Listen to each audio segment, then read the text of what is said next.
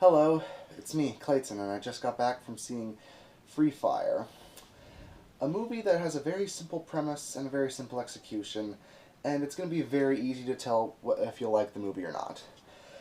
Let's get to the story, shall we? The movie is set in 1970s Boston, where an Irish criminal gang and a arms dealer played by Charlton Copley decide to make a deal for some assault rifles. Unfortunately, the plan goes wrong, and all the guys end up with personal grudges against each other. And the rest of the movie is just them shooting each other, shouting expletives, and going through comedic banter while also trying to kill each other. So the story is very, very simplistic, and the movie seems like it was just an excuse to have all these actors shout bad language and just shoot each other. But for that type of movie, it actually is a pretty fun ride. Especially considering that the dialogue is very Tarantino-esque, where it happens to have a lot of cool action movie catchphrases while also being explicit as hell. The actors in the film do pull off their roles well, even if their characters are fairly one-dimensional, though a lot of that is due to the format of the movie.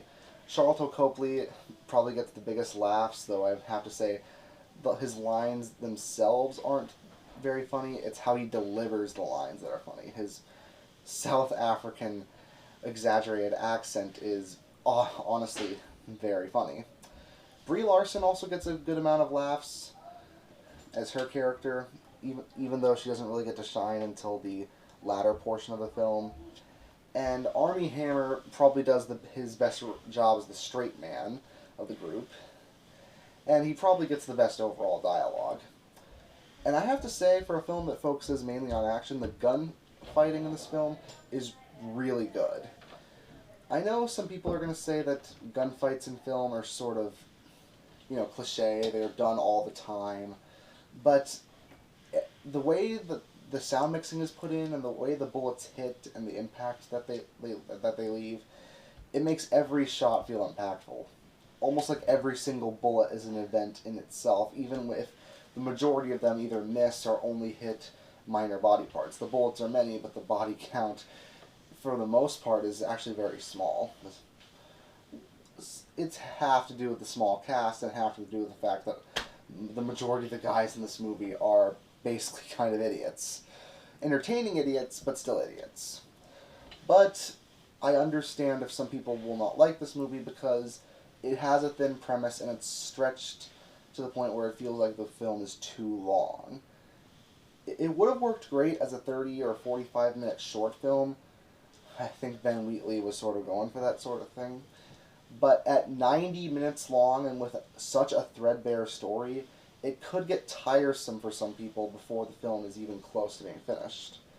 The movie does show some life with its comedic banter as all the actors do their best job to keep the audience invested, even if it feels like they repeat some things from time to time. But other than that, it's just a long series of gunfights, expletives, and comedic banter between the actors.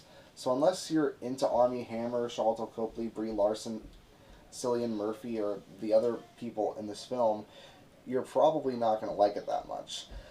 I can see why this film was just sort of meant as an experimental, low-budget film, as some people will just be glad it's over, whereas some people are going to be left wanting more.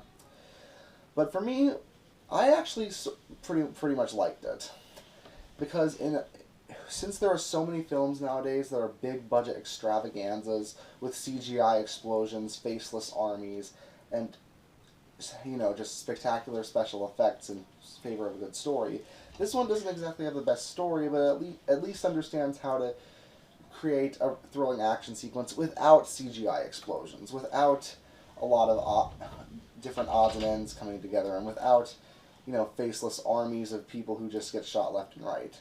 It's just a bunch of dumb guys who get caught up in a bad situation in an arms deal, and it's a pretty fun ride in that regard. I can almost see why Martin Scorsese produced this movie. So I'll give Free Fire a 7.5 out of 10. Not an absolute recommendation, but it's a fun time at the movie theaters if you got nothing else to do. See you next time.